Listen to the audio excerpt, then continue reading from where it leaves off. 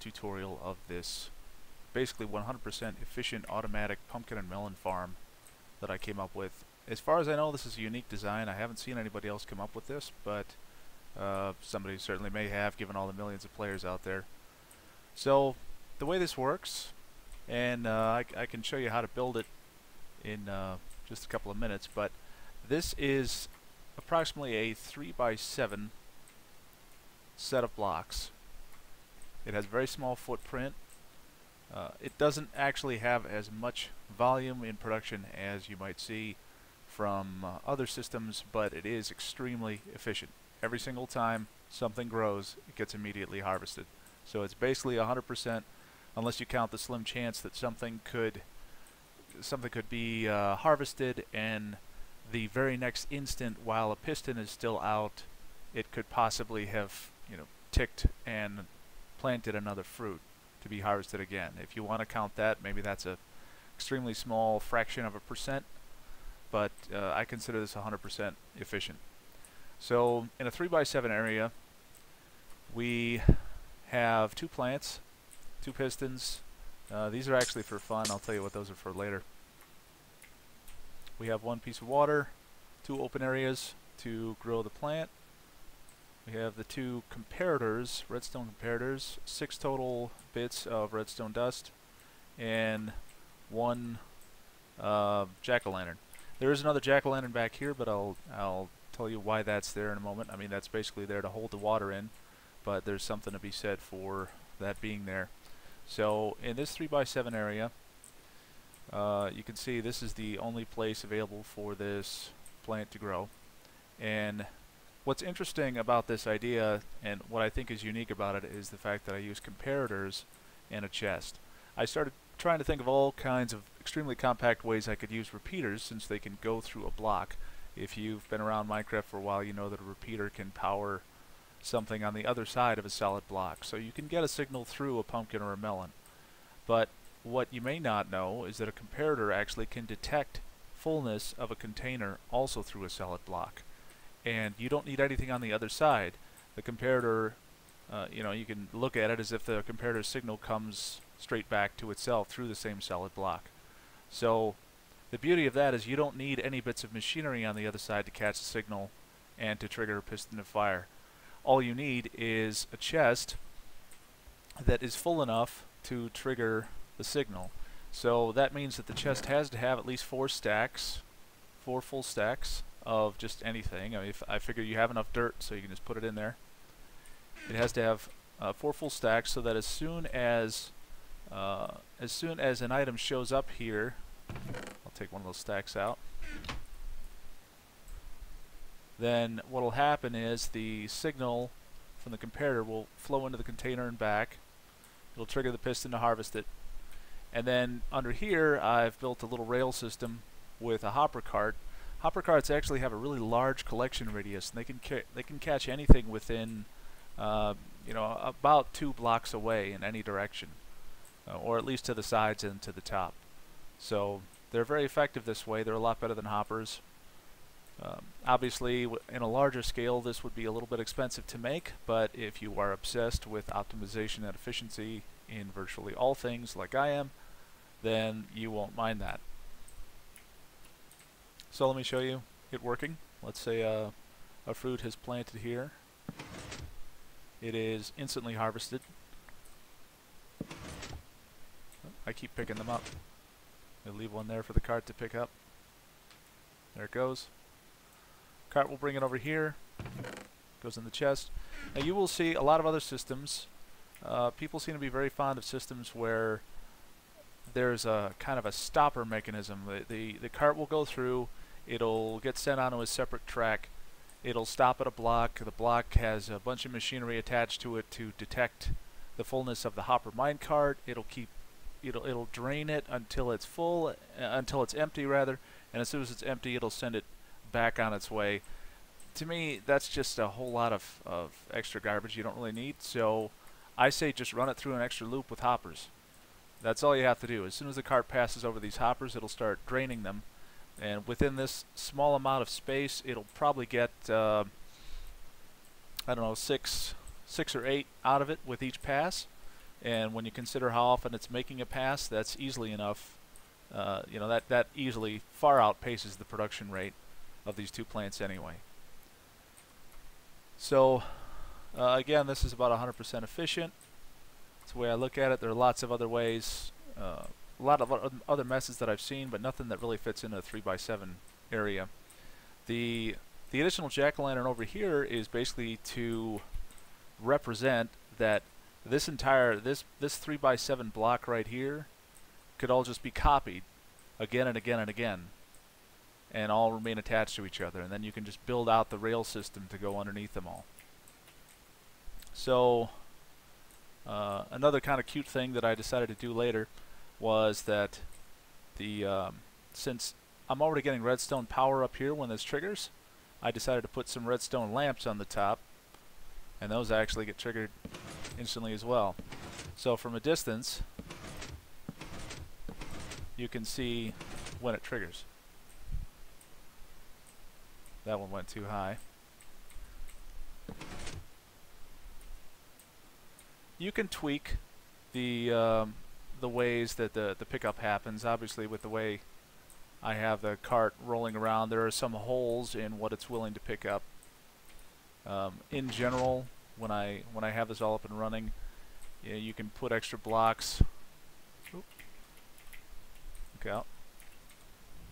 If you want, you can put extra blocks. You can put a block here, or whatever works. You could put a block in a number of places around here to try and prevent fruit from being pushed out and released into places where it can't be collected by the hopper cart underneath. Hopper carts can be a little fickle, and that's probably the biggest issue as far as efficiency goes with this system.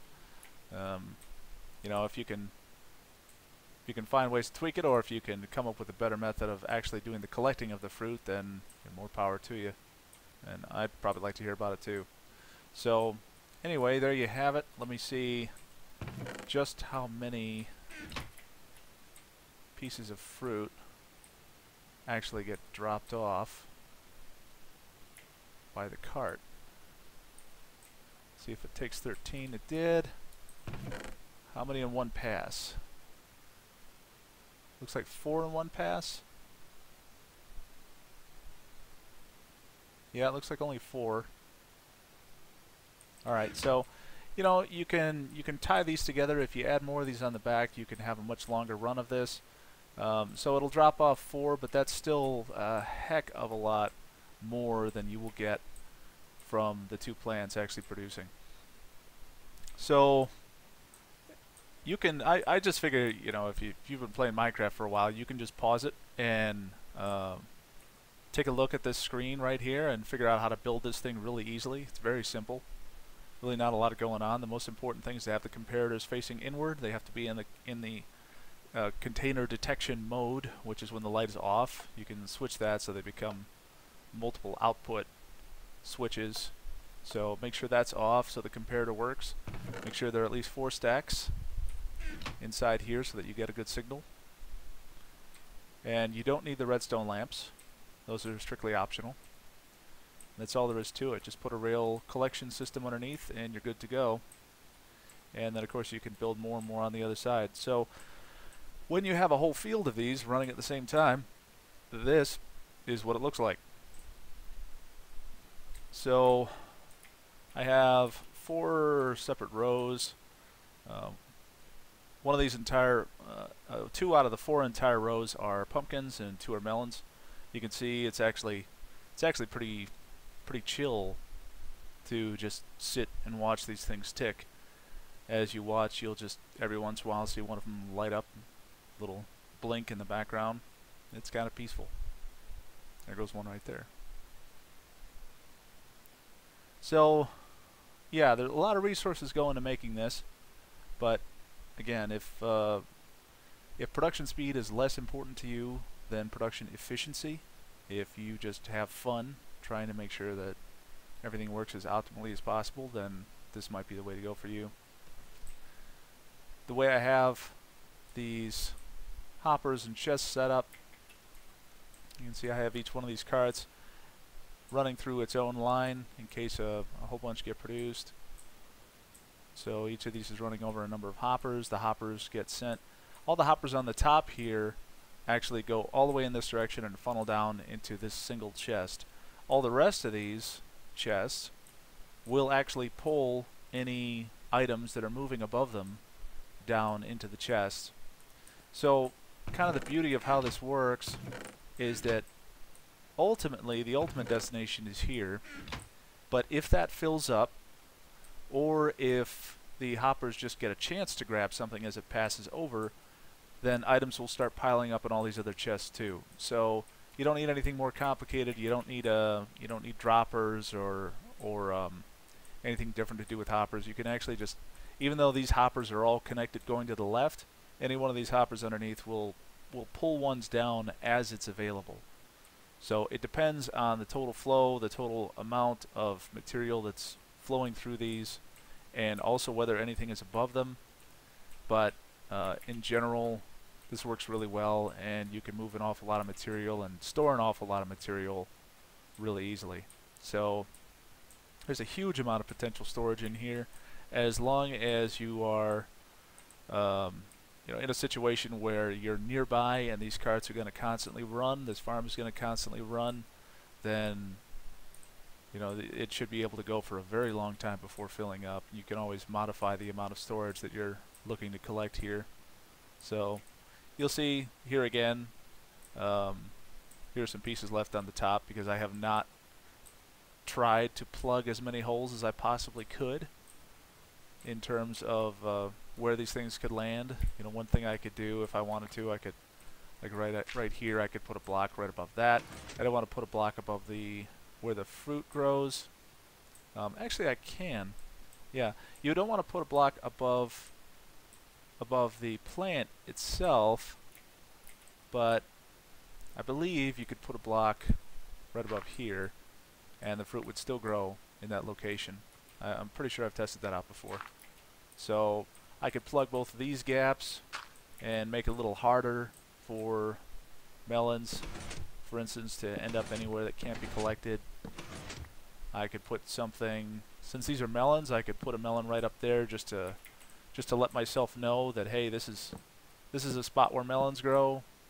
And I could put pumpkins over here so that when I'm looking from up on my perch, I can see which lines of production are active, which aren't.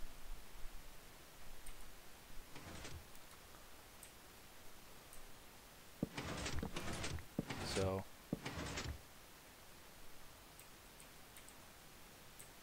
eventually, I think you'll figure out enough ways to plug the holes so that the fruit will be collected. So yeah, there you have it. I actually have a couple of these running on a different server, on a survival server called Empire Minecraft, and it's been working really well for a long time. Actually, it's had almost no problems.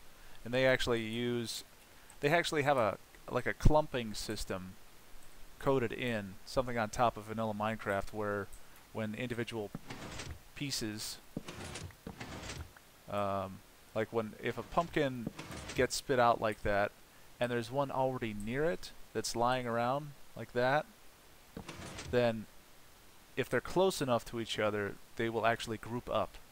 And so I'm not sure if many other servers do that, but I know that at least one server, the server that I'm on, does, in order to conserve resources and reduce the amount of total objects the server needs to keep track of.